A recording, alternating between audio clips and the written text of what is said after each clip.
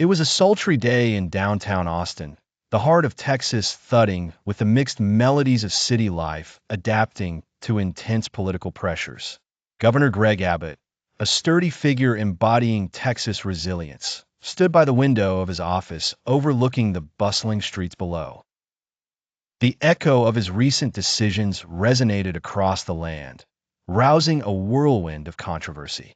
Since the last century, states' disputes with the federal government had rarely reached such a fraught juncture. Yet here they were, embroiled in a formidable clash over border security and immigration policies.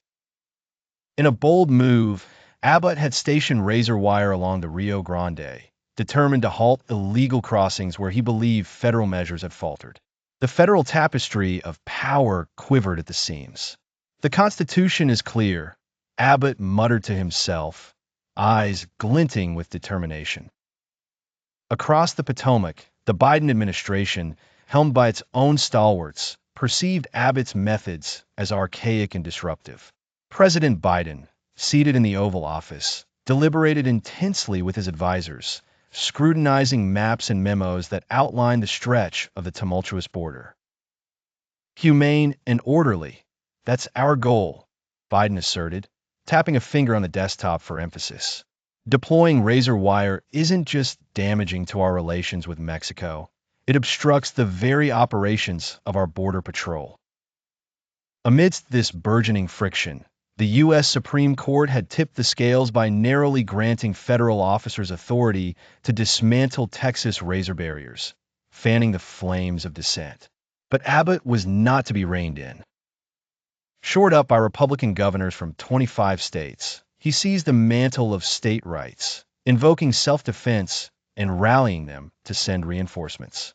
Texas was a rallying cry, a symbol of autonomy under siege. This is not just about today, Abbott declared at a press conference, electrifying his followers. Texas must and will stand against federal overreach. As the political landscape quaked, murmurs of the Texit movement resurfaced. While the 1869 Texas versus White Supreme Court ruling once decreed secession impossible, discussions bubbled beneath the surface, simmering quietly but mightily. In states far and wide, the repercussions of this struggle rippled. It became a flourish of campaign rhetoric as the 2024 elections loomed on the horizon. Former President Donald Trump seized the moment, lambasting President Biden for what he called border blunders. Conversely, Democrats painted the scene with humanitarian strokes. Amidst this, Texas, the economic powerhouse, the second largest in America, threatened a precarious equilibrium, its status as a vital energy producer headlining concerns of market shifts and economic destabilization. A resolution seemed elusive. While some hoped for a legal compromise, others braced for potential escalation, pondering what might ensue if federal forces ever stood directly against Texas troops. The possibility loomed dark and foreboding, a constitutional crisis of colossal proportions. Could Texas secede? Legally, no way forward beckoned. Yet, the whispers lingered, hints of a seismic moment that might somehow galvanize other secessionist thoughts, like California's Texit. So the days passed, with uncertainty painting broad strokes. This wasn't merely a border dispute.